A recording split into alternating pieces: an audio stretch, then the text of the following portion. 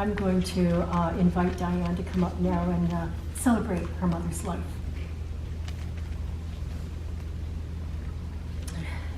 Well, I haven't looked out yet.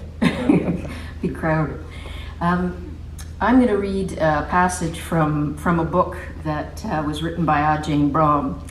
He's a Brit who became a monk, and it's about welcoming life's difficulties, and he's written several books like that. And I've shared this with several folks, some of whom are here in the room, this particular passage, because it is very helpful and talks specifically about celebrating life. And I had shared it with Judy when her husband passed very recently, and with Al in the hospital, and she liked it and asked if I'd share it. So here it is. Grief is what we add on to loss. It's a learned response, specific to some cultures. It's not universal, and it's not unavoidable. I found this out through my own experience of being immersed for over 8 years in a pure Asian Buddhist monastery in a remote corner of Thailand. My monastery served as the local cremation ground for many surrounding villages. In hundreds of funerals I witnessed there, never once did I see anyone cry. I would speak with the bereaved family in the following days, and still there would be no signs of grief.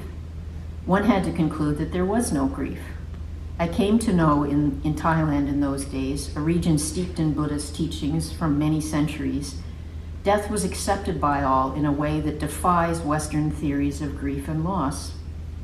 Those years taught me that there is an alternative to grief. Not that grief is wrong, only that there's another possibility. Loss of a loved one can be viewed in a second way.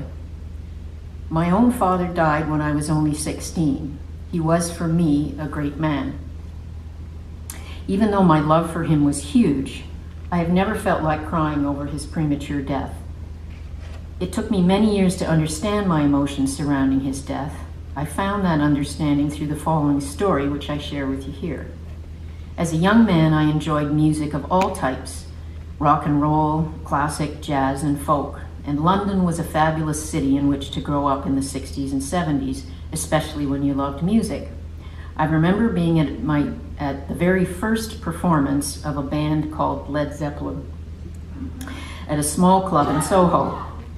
On another occasion, only a handful of us watched and then the then unknown Rod Stewart front a rock group in a small pub in North London.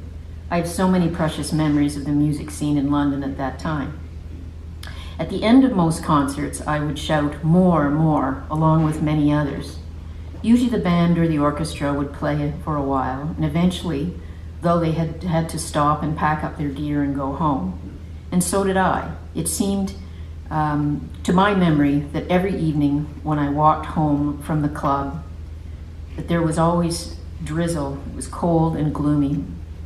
But even though I knew in my heart that I probably would never get to hear the band again, that they had left my life forever, never once did I feel sad or cry.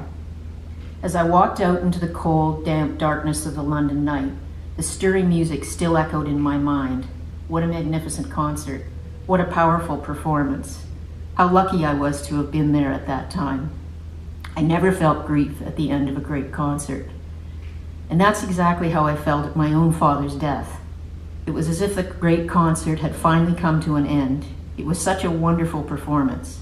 I was, as it were, shouting loudly, "More, more."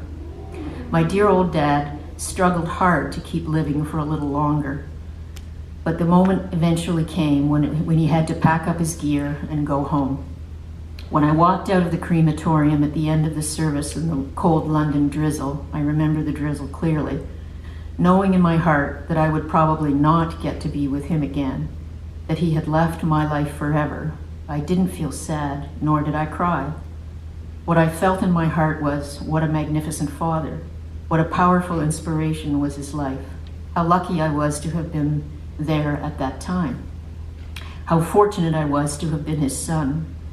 As I held my mother's hand on the long walk into the future, I felt the very same exhilaration as I had often felt at the end of one of the great concerts in my life.